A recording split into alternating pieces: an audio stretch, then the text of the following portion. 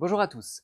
Cette vidéo est la deuxième d'une série de 5 présentant les bonnes pratiques en matière de prévisionnel financier. Je vais vous parler de l'utilité du budget de trésorerie. Une autre difficulté est à prendre en compte lorsque l'on construit un prévisionnel financier. C'est l'impact de la saisonnalité sur le niveau de trésorerie et le besoin en fonds de roulement. En effet, il n'est pas rare de voir les revenus d'exploitation se concentrer sur une ou deux saisons phares dans l'année. Si ce phénomène n'est pas traité avec un peu de précision, cela peut engendrer des tensions financières.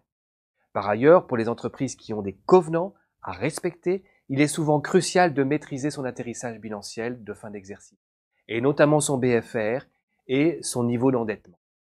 Prenons un exemple simple. Un chiffre d'affaires plus important sur le dernier trimestre génère automatiquement des créances d'exploitation plus importantes à la clôture, et donc alourdit le besoin de fonds de roulement et diminue la trésorerie disponible. Il est alors utile de se donner les moyens de maîtriser au mieux ce phénomène en ayant des outils de pilotage adaptés. Pour cela, il est nécessaire de produire un budget de trésorerie mensualisé. Là encore, les banques et les fonds d'investissement se chargent généralement de réclamer ce document. Mais si l'entreprise peut s'autofinancer, il est plus rare qu'elle le produise car cela nécessite d'être plus précis dans ses calculs et notamment d'appliquer une saisonnalité par nature de revenus et de dépenses. Rentrer dans ce niveau de détail rebute bon nombre de services financiers. Néanmoins, il n'est pas forcément nécessaire d'appliquer une saisonnalité différente pour chaque poste.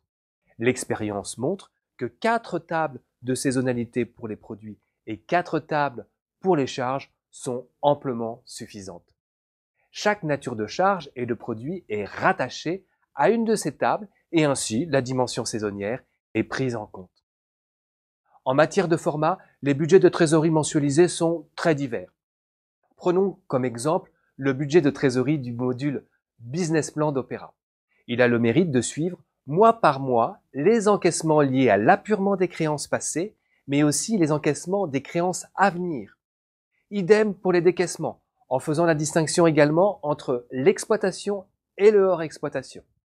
Ce qui est très utile avec cette fonctionnalité, c'est de pouvoir calculer un atterrissage de trésorerie chaque fin de mois, et notamment sur les mois à forte activité, afin d'anticiper les goulots d'étranglement éventuels et peut-être un besoin d'apport extérieur.